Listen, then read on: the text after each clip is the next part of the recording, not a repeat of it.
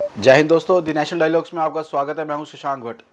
आज का मुद्दा है पाकिस्तान और अफगानिस्तान में जो तालिबान आतंकवादियों की सरकार है उसके बीच में।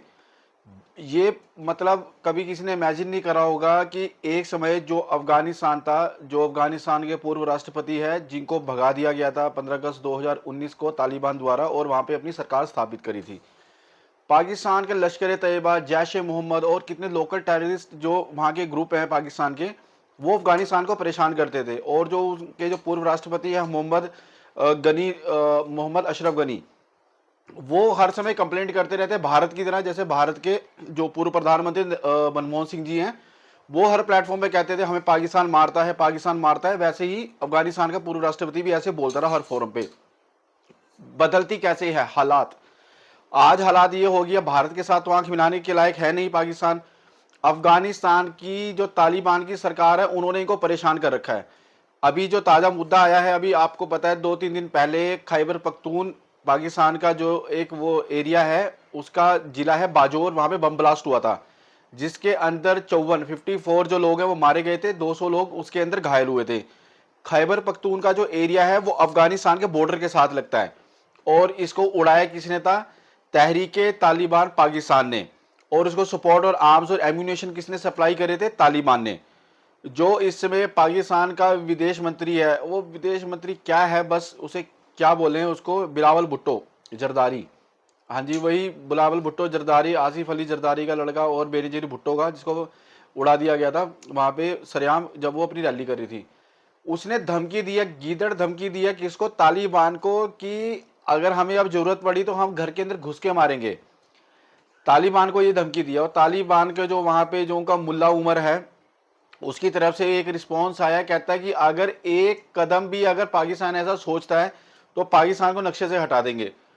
बिलावल भुट्टो को ये मुझे पता नहीं वो कहां से बोल रहा है, क्या बोल रहा है। घर के अंदर दाने नहीं है, कटोरा लेके कभी सऊदी अरब के पास घूमते हैं, कभी जाते हैं आईएमएफ के पास, बैंक के पास में लोन लेने के लिए, कभी किसी देश के पास कटोरा मांगते रहते हैं। एक दिन पहले जो उनका प्रधानमंत्री है शाहबाज शरीफ, वो कहता है भारत के साथ हमने 3 जंगें लड़ी लेकिन हमें कुछ नहीं मिला, हम पीछे ही हुए हैं, हम उसके बातचीत के लिए तैयार है। पता नहीं ये बच्चा एक किस बेस पे ये बोल रहा है कि कहते हैं हम उसको लिपट के लिए तैयार है। आर्मी, इनकी आर्मी के अंदर है कहाँ? वहां पे सारे तो उसके अंदर मिलिटेंट भरे हुए हैं। जितने आतंकवादी जो टॉप कमांडर्स होते हैं आतंकवादियों को, उनको पाकिस्तान आर्मी की यूनिफॉर्म पहना के खड़ा कर दिया जाता है।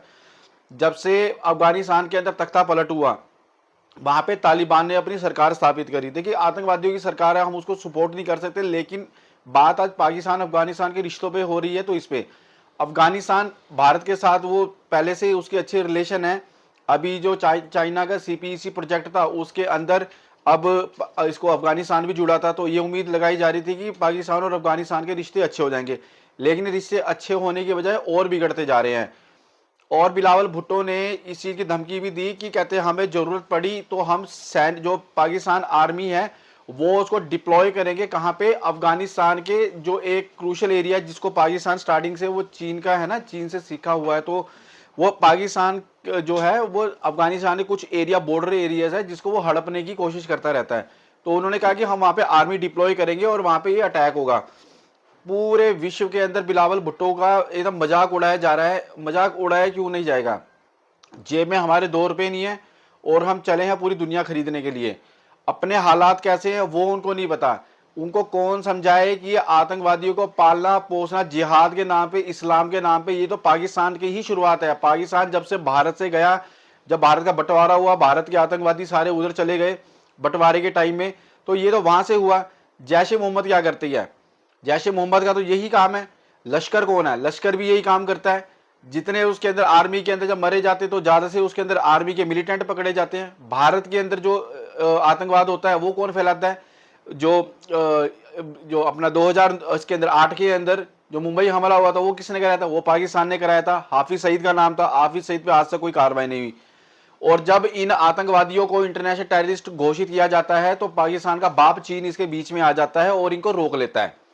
जो ये उसी के दम पे आज तक ये बसता आया है।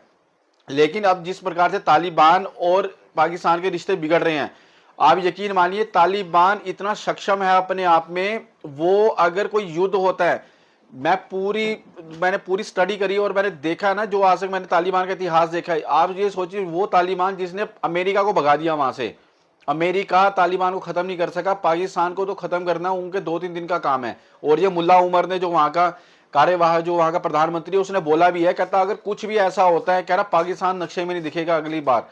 और एक बार मुझे याद है, पिछले साल मई के अंदर, जो 14 मई को एक स्टेटमेंट हुई, 14 मई 2022 को अफगानिस्तान की तरफ से, उसमें स्पष्ट रूप से कहा गया था कि हम भारत की तरह नहीं है कि हम बातचीत करेंगे और किसी को मतलब अप्रोच करेंगे यूनाइटेड नेशन को कि आइए इसके बीच में इंटरफेयर कीजिए। हमारे को जिस दिन लगा कि हमारी सरकार के ऊपर हमला हुआ है पाकिस्तान की तरफ से, पाकिस्तान के ऊपर हम उसी दिन हमला करेंगे, हम किसी से पूछेंगे नहीं कि हमें क्या करना है। आप सोचिए जरा, इमेजिन कीजिए, एक तालिबान, अफगानिस्तान छोटा सा देश कितनी बड़ी बात बोल रहा है। क्यों?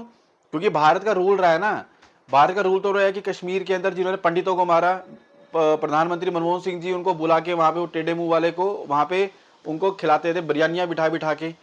2008 का हमला हो जाता था, आर्मी तैयार होती थी, लेकिन उसमें नाम किसका फंसाते थे? वो आरएसएस का नाम फंसाने को करते थे।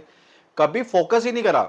बिलावल भुट्टो जरदारी अभी G20 की मीटिंग के अंदर इंडिया के अंदर आया था, तो वहां पे जब उसने कश्मीर का मुद्दा उठाया, तो हमारे जो विदेश मंत्री है एस जयशंकर साहब, उन्होंने उसकी ऐसी बखियां उधेड़ी, शायद इतना बेइज्जत हो गए वो कभी कहीं से नहीं गया होगा। उन्होंने बोला कि जो देश आतंकवाद को बना रहे हैं और जो देश आतंकवाद से पीड़ित है, पीड़ित मतलब भारत को कह रहे थे, और जो आतंकवाद पैदा करता है वो पाकिस्तान था।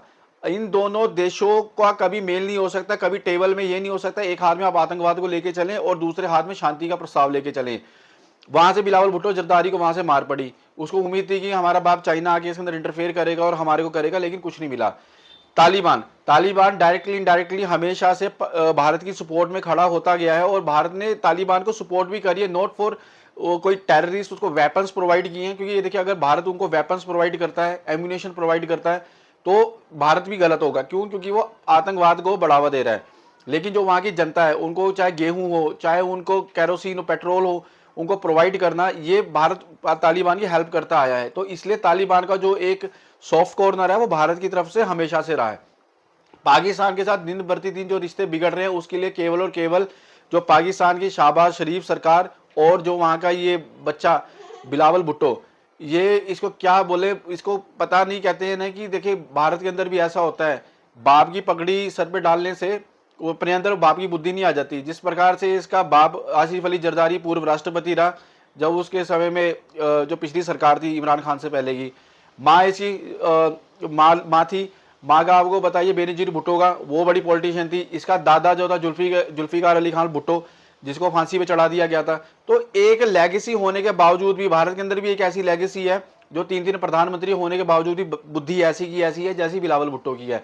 तो आने वाले समय के अंदर देखना होगा कि पाकिस्तान इसके ऊपर और कितने बेहतर ढंग से ऊपर अटैक करता है। और यकीन मानिए, जब से ये खैबर पख्तून में 2-3 दिन पहले जो बम ब्लास्ट हुआ है, जो इसके अंदर 200 लोग मारे गए, 200 लोग घायल हुए और 54 लोग मारे गए, इसके बाद में रिश्ते बहुत बिगड़ते जा रहे हैं।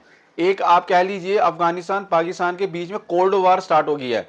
कोई भी युद्ध स्टार्ट होता है ना, कभी भी युद्ध डायरेक्टली स्टार्ट नहीं होता है, उससे पहले हमेशा कोल्ड वार होती है। छोटी मोटी छुटपुट हरकतें होती हैं, कोई इंसिडेंट होता है, कोई बम ब्लास्ट होता है, कोई किसी की किलिंग होती है, किसी का कुछ होता है, उसके बाद वो युद्ध की शक्ल लेता है। और ये चीज तो कई बार फोरम के अंदर बोला भी जा चुका है, 2023 के अंत तक या जो 2024 का फर्स्ट क्वार्टर है, यानी जनवरी से लेकर मार्च के बीच में पाकिस्तान और अफगानिस्तान के बीच में युद्ध हो सकता है। और ये पूरे वर्ल्ड के अंदर ये चीज पता है, तभी इसके बीच में इंटरफेयर करने के लिए सारे तैयार रहते हैं।